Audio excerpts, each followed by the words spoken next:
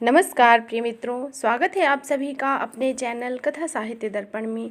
मित्रों, आप सभी को रक्षाबंधन के पावन पर्व की हार्दिक बधाइयाँ। आज हम लोग सुनने जा रहे हैं इस रक्षाबंधन के पावन पर्व पर विशंभरनाथ शर्मा कौशिक जी द्वारा लिखी हुई कहानी रक्षाबंधन। इस कहानी के अंतर्गत 24 कहानियाँ संकलित है। यह उनका कहानी संग्रह है। विशंभरनाथ शर्मा कौशिक हिंदी की कहानियों में एक प्रख्यात कहानीकार हैं। तो आइए सुनते हैं इनकी कहानी रक्षाबंधन। माँ, मैं भी राखी बांधूंगी। श्रावण की धूमधाम है। नगरवासी स्त्री पुरुष बड़े आनंद तथा उत्साह से श्रावणी उत्सव मना रहे हैं। बहनें भाइयों के हाथ में राखी बांध रहे हैं। ब्राह्मण अपने यजमानों की राखियां बांध बांध कर चांदी वसूल रहे हैं। ऐसे समय में छोटे से घर में 10 वर्ष की एक बालिका ने अपनी माता से कहा, माँ, मैं भी राखी बांधूंगी। उत्तर में माता ने एक ठंडी सांस भरी और कहा, किसको बांधेगी बेटी? आज तेरा भाई होता तो। इतना कहकर वह रुक गई। माता आगे कुछ कह न सकी। उसका गला रुंध गया और नेत्र अश्रुपूर्ण हो गए। अबोध बालिका ने इठला कर कहा, तो क्या भैया के ही राखी बांधी जाती है और किसी की नहीं? भैया नहीं है तो अम्मा तो है, मैं आपके ही राखी बांधूंगी। इस दुख के समय पुत्री की आवाज़ सुन माता मुस्कुराने लगी और बोली, अरे तू इतनी बड़ी हो गई, भला कहीं माँ की भी राखी बांधी जाती है? बालिका ने कहा, वाह, जो पैसा दे उसी को राखी बांधो। माता, अरे कंगली, पैसे भर नहीं, भाई के ही राखी बांधी जाती है। बालिका उदास हो गई। माता घर का काम काज करने लगी। घर का शेष काम कर उसने पुत्री से कहा, आ तुझे नहला दूं। बालिका गंभीर मुख से बोली, नहीं, मैं नहीं नहाऊंगी। क्यों नहीं नहावेगी? माता बोली, मुझे क्या किसी को राखी बांधनी है? अरे नहीं, राखी बांधनी तो क्या नहाएगी भी नहीं? आज त्योहार का दिन है, चल उठ नहा ले। बालिका, नहीं, राखी नहीं बांधूंगी तो त्योहार कहेगा।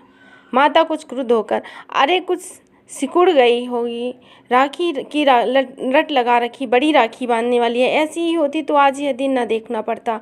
पैदा होते ही बाप को खा बैठी, 2.5 बरस की होते होते भाई घर से चला गया। तेरे ही सब कर्मों का नाश है ये।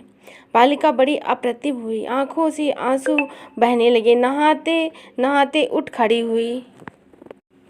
नहाने के लिए चुपचाप चले गए। 1 घंटा पश्चात उसी बालिका को उस घर के द्वार पर खड़े देखते हैं। इस समय उसके सुंदर मुख पर उदासी विद्यमान। अब भी उसके बड़े बड़े नेत्रों में पानी छलक रहा है।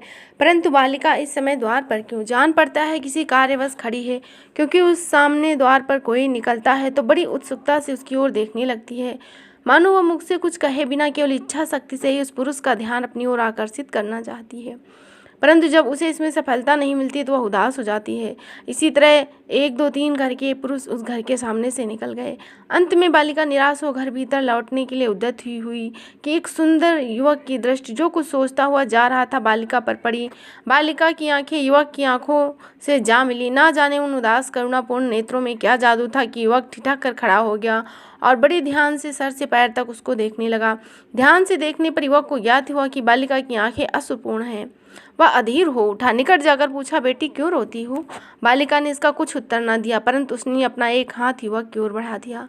युवक ने देखा बालिका के हाथ में एक लाल डोरा है। उसने पूछा, यह क्या है? बालिका ने आंखें नीचे करके कहा, राखी। युवक समझ गया। उसने मुस्कुराकर अपना दाहिना हाथ आगे बढ़ा दिया। बालिका का मुख कमल खिल उठा। उसने बड़े चाव से युवक के हाथ में राखी बांधी।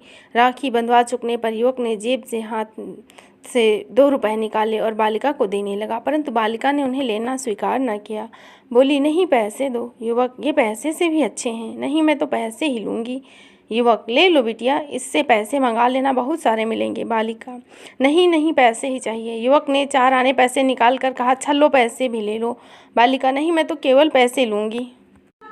नहीं, तुझे तो दोनों ही लेने पड़े। यह कहकर युवक ने बलपूर्वक पैसे तथा रुपए बालिका के हाथ में रख दिए। इतने में घर के भीतर से किसी ने पुकारा, अरे सरस्वती, कहाँ गई? बालिका ने आई कहकर युवक की ओर कृतज्ञतापूर्वक दृष्टि डाली और चली गई। गोलागंज एक बड़ी तथा सुंदर अट्टालिका, एक सुसज्जित कमरे में एक युवक चिंता सागर में निमग्न बैठा है। वह कभी ठंडी सांसें भरता है, कभी रुमाल से आंखें पोंछता है और आप ही आप कहता है, हाँ, सारा परिश्रम व्यर्थ गया, सारी चेष्टाएं विफल हुई, क्या करूं, कहाँ जाऊं, कहाँ उन्हें ढूंढूं, सारा उन्नाव छान डाला, परंतु पता न लगा। युवक आगे कुछ कहने को था कि कमरे का द्वार धीरे धीरे खुला और एक अंदर नौकर आया। युवक ने कुछ विरक्त होकर पूछा, क्यों, क्या है? नौकर, सरकार अमरनाथ बाबू आए हैं। युवक संभल कर, अच्छा, यहीं भेज दो। नौकर के चले जाने पर युवक ने रुमाल से आंखें पोंछ डाली और मुख पर गंभीरता लाने की चेष्टा करने लगा। फिर द्वार खुला और युवक अंदर आया। युवक, आओ भाई अमरनाथ। अमरनाथ, कहो घनश्याम, आज अकेले कैसे बैठे हो? कानपुर से कब लौटे? घनश्याम, कल आया था। अमरनाथ, उन्नाव भी अवश्य उतरे होंगे? घनश्याम ठंडी सांस भरकर, हाँ उतरा था, परंतु सब व्यर्थ। अब मेरा वहाँ क्या रखा है? अमरनाथ, परंतु करें क्या? हृदय मानता नहीं है। क्यों? और सच पूछो तो बात ही ऐसी है, यदि तुम्हारे स्थान पर मैं होता तो मैं भी ऐसा ही करता। घनश्याम, क्या कहूँ मित्र, मैं तो हार गया। तुम तो जानते ही हो, मुझे लखनऊ आकर रहे 1 वर्ष हो गया और जब से यहाँ आया हूँ उन्हें ढूंढने में कोई कसर नहीं उठा रखी, परंतु सब व्यर्थ। अमरनाथ, उन्हें उन्नाव ना जाने क्यों छोड़ दिया उन्होंने, और कब छोड़ा इसका भी कोई पता नहीं। घनश्याम, इसका तो पता चल गया ना कि वे लोग मेरे चले जाने के 1 वर्ष पश्चात उन्नाव चले गए, परंतु कहाँ गए यह नहीं मालूम। अमरनाथ, यह किसको मालूम हुआ? घनश्याम, उसी मकान वाले से जिसके मकान में हम लोग रहते थे। अमरनाथ, हाँ अशोक।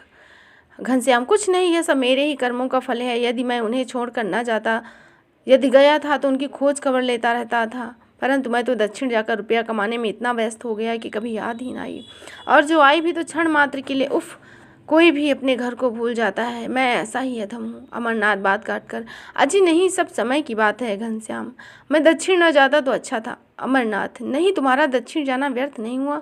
यदि न जाते तो इतना धन कहाँ से आता? घनश्याम, अजी चूल्हे में जाए धन, ऐसा धन किस काम का? मेरे हृदय में सुख शांति नहीं तो धन किस मर्ज की दवा है? अमरनाथ, ए हाथ में लाल डोरा क्यों बांध रखा है? घनश्याम, इसकी तो बात ही भूल गया, यह राखी है। वाह भाई, अच्छी राखी है। लाल डोरे को राखी बताते हो? यह किसने बांधी? किसी बड़े कंजूस ब्राह्मण ने बांधी होगी। दुष्ट ने 1 पैसा तक खर्चना पाप समझा, डोरे से ही काम निकाल लिया। घनश्याम, यदि संसार में कोई बढ़िया से बढ़िया राखी बनी है तो मुझे उससे भी कहीं अधिक प्यारा यह लाल डोरा है। यह कह घनश्याम ने उसे खोलकर बड़े यत्न से अपने बॉक्स में रख लिया।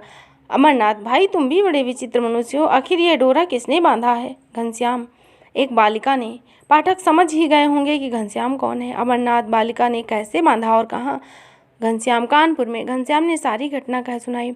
अमरनाथ, यदि बात यह है तो सत्य ही यह डोरा अमूल्य है। घनश्याम, ना जाने कि उस बालिका का ध्यान मेरे मन से नहीं जाता। अमरनाथ, उसकी सरलता तथा प्रेम ने तुम्हारे हृदय पर प्रभाव डाला है। भला उसका क्या नाम है?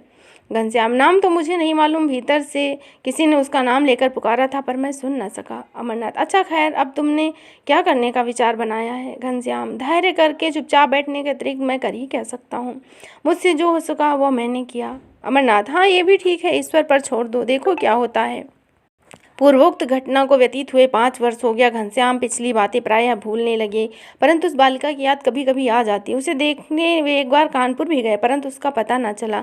उस घर में पूछने पर ज्ञात हुआ कि वहाँ से वो लोग अपनी माता सहित चले गए, न जाने कहाँ गए। इसके पश्चात ज्यों ज्यों समय बीतता गया उसका ध्यान कम होता गया, पर अब भी जब वो अपने बॉक्स को खोलते हैं कोई वस्तु देखकर चौंक जाते हैं और साथ ही कोई पुराना दृश्य आंखों के सामने आ जाता है।